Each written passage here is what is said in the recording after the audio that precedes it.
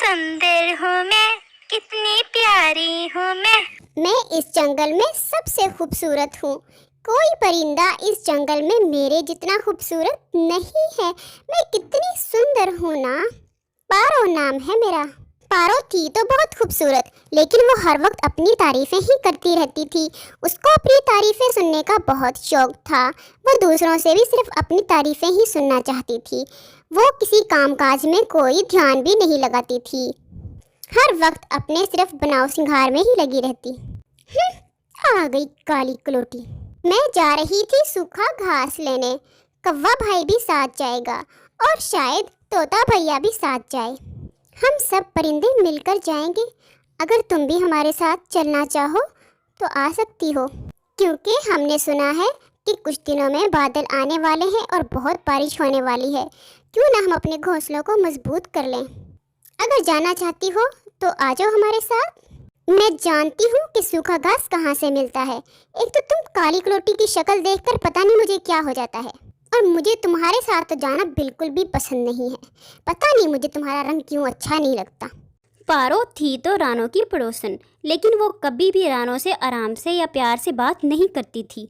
पारो का ख्याल था कि वो जितनी खूबसूरत है उसकी दोस्ती भी सिर्फ खूबसूरत परिंदों से ही होनी चाहिए, और अभी तक शायद उसको अपने जैसा कोई परिंदा खूबसूरत नहीं लगा। इस वजह से वो किसी से दोस्ती नहीं करती थी। ज़्यादातर वो अपने घोंसले में अकेली ही अपने मेकअप में और बनाव सिंगार में लगी रहती थी। पारो, इतना भी गुरूर अच्छा नहीं है। तुम्हें अगर नहीं जाना था तो तुम ना जाती और सीधा कह देती कि मैं नहीं जाऊंगी। तुम्हें इतना फजूल बोलने की ज़रूरत नहीं थी। अगर मेरा रंग ऐसा है इसमें मेरा क्या कसूर, और वैसे भी मैं तो तुम्हारी भलाई के लिए आई थी। अगर तुम हमारे साथ जाओगी तो इसमें तुम्हारा ही भला था। अच्छा ठीक है, अब जाओ यहाँ से। आई ज़्यादा तुम मेरी भलाई करने वाली। रानो बेचारी वहाँ से चली जाती है। आई नहीं तुम्हारे साथ पारो क्या? नहीं, तुम्हें पता तो है उसका। अपने बनाव सिंगार से उसको कहीं टाइम मिलेगा तो वो जाएगी ना कहीं। उसके पास वैसे जाना फजूल ही होता है। वो तो सामने वाले बंदे की बहुत बेइज्जती करती है। तुमने बताया नहीं उसको कि हमें खबर मिली है कि कुछ दिनों में बादल आने वाले हैं? बताया था, मैंने सब बताया था, लेकिन वो किसी की सुने तब ना। आपको पता है वो दूसरों से सिर्फ अपनी तारीफें ही सुनना बर्दाश्त करती है, और तो उसको कुछ सुनना पसंद है नहीं हमारे मुंह से। वैसे भी वो चालाक है, दूसरों से मांग मांग के दाना खा लेती है और उसका गुजारा हो जाता है। जब मांगने आती है ना तब उसकी शक्ल देखनी चाहिए, कितनी मासूम बनकर आती है। लेकिन उसकी इतनी कड़वी बातें सुनकर मैंने भी फैसला कर लिया है कि इस दफ़ा हम उसका कोई साथ नहीं देंगे। सही कह रही हो बहन, इस दफ़ा हम उसका कोई साथ नहीं देंगे। फिर देखते हैं ये क्या करती है। चलो हम तो चलते हैं सारे मिलके। अगले दिन रानो के बेटे की सालगिरह थी। क्योंकि उसने सब परिंदों को बुलाया था, इसलिए वो पारो के पास भी चली जाती है। पारो, कल मेरे बेटे की सालगिरह है। मैंने सब परिंदों को बुलाया है। सब मिलकर वहाँ पर बहुत एंजॉय करेंगे और साथ में दाना भी खाएंगे। तुम भी ज़रूर आना। सोचूंगी, लेकिन पता नहीं क्यों मेरा दिल करता है कि मैं तुम्हारे साये से दूर रहूं। तुम्हारे काले रंग को देखकर मुझे लगता है कि ये काला रंग मुझे भी ना लग जाए। और तुम होगे उतना ही वैसे मेरे पास आती रहती हो। पारो, पता नहीं इतनी फजूल बातें हर वक्त तुम्हारे दिमाग में कहाँ से आती रहती हैं। पता नहीं कैसे तुम इतना फजूल बोल लेती हो।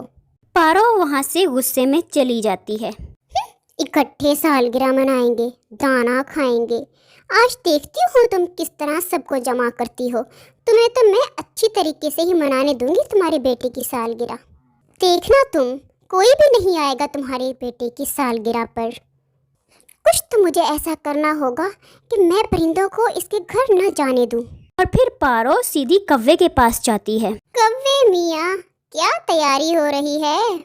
आज रानो के बेटे की सालगिरह है, वहाँ जाना था शाम को। बहुत भोले हो वैसे तुम। देखो, तुम्हारा रंग भी तो वैसे काला ही है, लेकिन ये काला रंग तो तुम्हारी पहचान है ना। और वो काली मुझे पता है क्या कह रही थी? क्या मतलब, क्या कह रही थी रानो? हाँ, रानो कह रही थी कि होली के दिन जब कौवा उसके घर आया तो वो नहाकर भी नहीं आया, इतना गंदा लग रहा था। मुझे इतनी उससे स्मेल आ रही थी, मेरा दिल कर रहा था कि मैं उसको बस घर से बाहर निकाल दूं। हाय हाय, रानो इतना बुरा बोल रही थी मेरे बारे में। हाँ ना, तब भी तो मैं कहती हूँ कि ये काली कलोटी बहुत तेज है वैसे मासूम बनती है। तुम तो बिला वजह ही उसकी खुशियों में शरीक होने जा रहे हो। अगर ऐसी ही बात है तो अपने घर में तो मैं भी राजा ही हूँ। मैं तो आज नहीं जाऊंगा उसके घर। ये हुई ना बात। फिर पारो वहाँ से तोते के पास जाती है। तोते भैया, आज उस काली कलोटी के बेटे की सालगिरह है, मुझे इनवाइट करने आई थी। मैंने उससे पूछा तोते भैया को बुलाया है, तो वो कहती बुलाया तो है, लेकिन पिछली मर्तबा होली पर उसने इतना खाना खाया कि मैं तो परेशान थी, पता नहीं कब उठ कर जाएगा। तोता वैसे खाता बहुत है, कहती जितना ये खा रहा है पता नहीं कुछ छोड़ेगा भी या नहीं। ऐसा कहा उस काली ने तो ठीक है, अपना खाना रखे अपने पास। मैं तो नहीं चाहूँगा उसके बेटे की सालगिरह पर अकेली ही मनाए। हाँ भैया, सही कह रहे हो। वो कव्वे के बारे में भी कुछ ऐसा ही बोल रही थी। कव्वा भैया भी नाराज है, वो भी कह रहा है कि मैं भी नहीं जाऊँगा। और फिर पारो अपने घर चली जाती है। शाम हो गई है, अब तक तो सारे परिंदों को आ जाना चाहिए था, क्यों नहीं आए? पता नहीं क्या बात हो गई है, कोई भी नहीं आ रहा।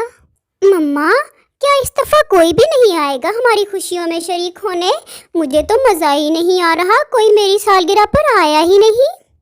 नहीं बेटा, ऐसी बात नहीं है कि वो हमारी खुशियों में शरीक नहीं होना चाहते। हो सकता है उनको कोई काम आ गया हो, लेकिन तुम फिक्र क्यों कर रहे हो?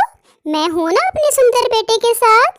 लेकिन मम्मा, सबको ही कैसे काम हो सकता है?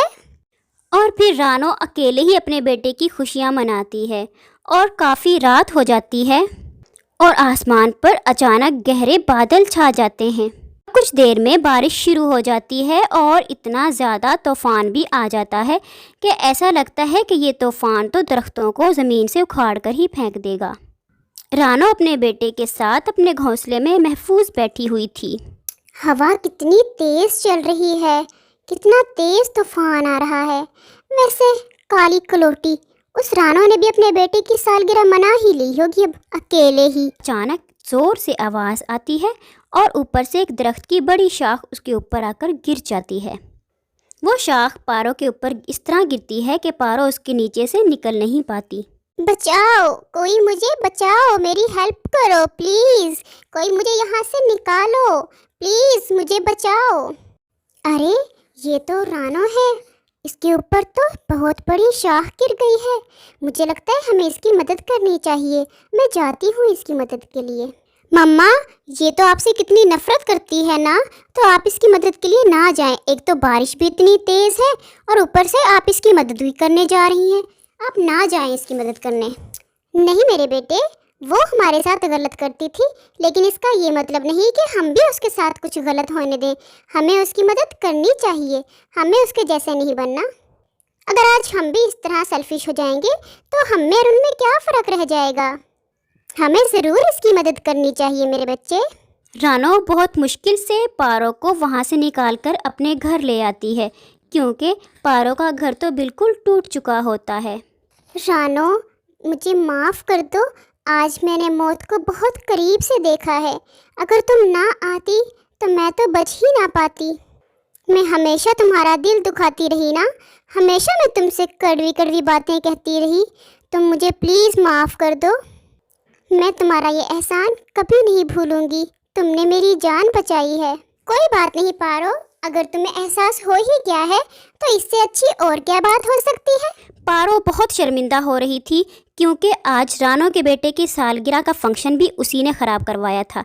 लेकिन वो शर्मिंदगी की वजह से रानो को कुछ नहीं बताती, लेकिन अपने दिल में वो तहैया कर लेती है कि कभी आइंदा वो इस तरह किसी का फंक्शन ख़राब नहीं करेगी। क्योंकि वो खुद आज मौत के इतने करीब से आई थी, तो शायद उसको खुद भी ये एहसास हो गया था कि ये ज़िंदगी बहुत छोटी है, तो हमें दूसरों की खुशियों को बर्बाद करने के बजाय उनमें खुश होना चाहिए।